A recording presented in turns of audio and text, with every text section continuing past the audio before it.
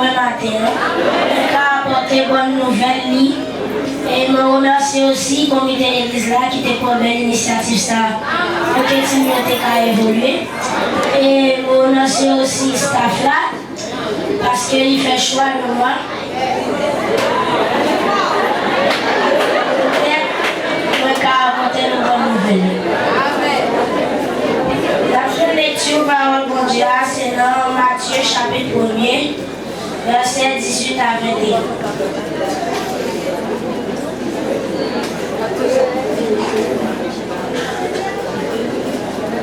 Voici de quelle manière arriva la naissance de Jésus-Christ. Marie, sa mère, ayant été fiancée à Joseph, se trouva enceinte par la vertu du Saint-Esprit, avant qu'ils eussent habité ensemble. Joseph, son époux, qui était un homme de bien et qui ne voulait pas la diffamer, se proposa de rompre secrètement avec elle. Comme il y pensait, voici un ange du Seigneur lui apparut dans son songe et dit: Joseph, fils de David, ne crains rien, ne crains pas de prendre avec toi Marie, ta femme, car l'enfant qu'elle a conçu vient du Saint-Esprit. Elle enfantera un fils et tu lui donneras le nom de Jésus. C'est lui qui sauvera son peuple de ses péchés. Parole du Seigneur. Amen. Dans les 4 premiers livres du Nouveau Testament, qui sont les 4 évangiles, Matthieu, Marc, Luc, Jean, il parle de la venue du Sauveur Jésus-Christ. Et ce Sauveur n'est nul autre que Jésus. C'est lui qui nous a sauvés de nos péchés. Tout d'abord, c'est quoi un sauveur? Un sauveur, c'est une personne qui apporte son secours aux autres, qui les délivre ou qui les sauve. Mais le sauveur, il y a plusieurs types de sauveurs. Par exemple, si on a faim et une personne nous apporte à manger, c'est une sorte de sauveur parce qu'il nous a délivrés de la faim. Si on va à l'hôpital parce qu'on est malade, le docteur qui nous soigne est une sorte de sauveur pour nous aussi. Et si on est en danger et une personne a conjuré le danger pour nous, c'est une sorte de sauveur aussi. Mais le sauveur dont je vais vous parler n'est nul autre que Jésus, le sauveur de l'humanité, celui dont le sang a coulé sur le bois du calvaire, qui a permis que vous et moi soyons présents en ce moment précis.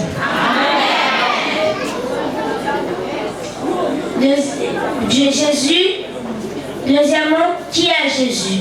Jésus est le sauveur de l'humanité. Dans la Bible, on le surnomme de plusieurs manières.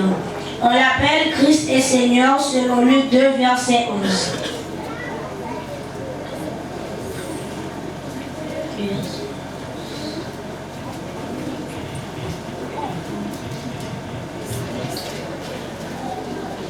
C'est aujourd'hui, dans la ville de David, il vous est né un sauveur qui est le Christ, le Seigneur. Deuxièmement, il est appelé la parole, selon Jean 1er, verset 1er.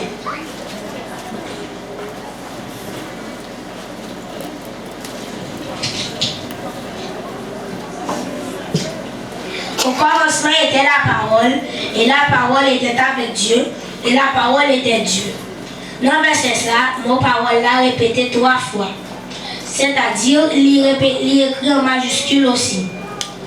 Donc, selon la grammaticale là, un mot qu'a écrit en majuscule que seulement s'il est placé après un point ou s'il est commencé en phrase. Mais aussi c'est un mot propre tout. Mais mon parole là lui-même n'est pas ni placé après un point, ni il pas débuté une phrase. Donc, c'est un nom propre qui veut dire, qui désignait non Jésus. Eh bien, au commencement, Jésus était là parce qu'il était là, le monde l'a créé. Troisièmement, il y aurait le Fils de l'homme, le Fils de Dieu, selon Marc 1er, verset 11.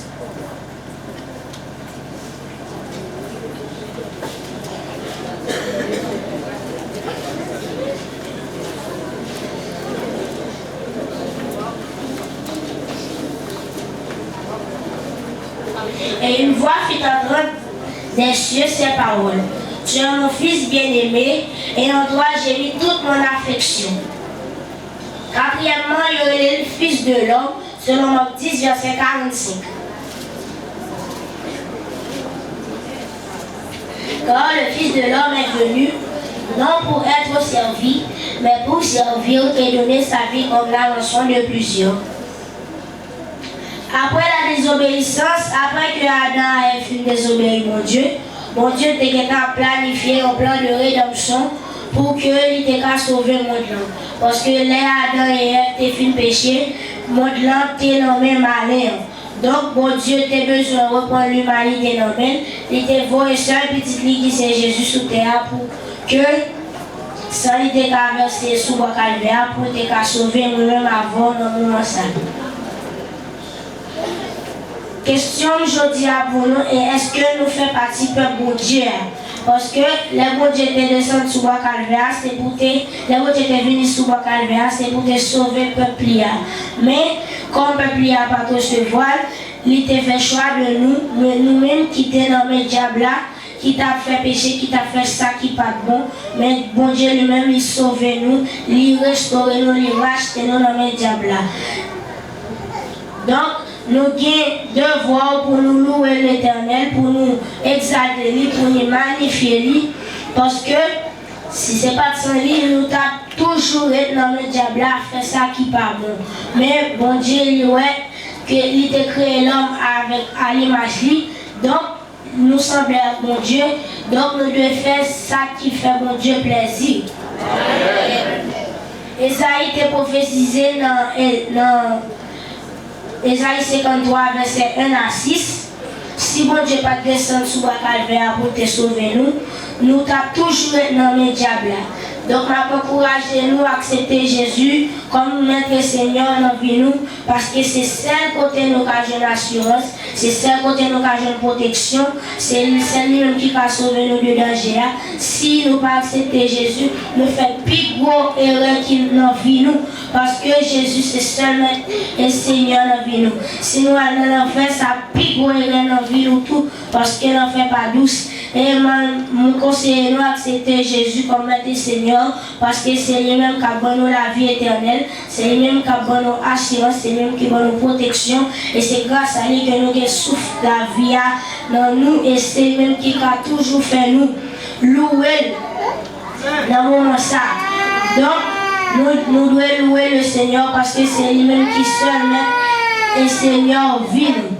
Concernant jeudi à pour nous, c'est pour nous rester dans la chemin, c'est pour nous toujours faire louange bon Dieu, c'est pour nous toujours adorer nos lits, parce que sans lui, nous pas rien que bon Dieu bénisse.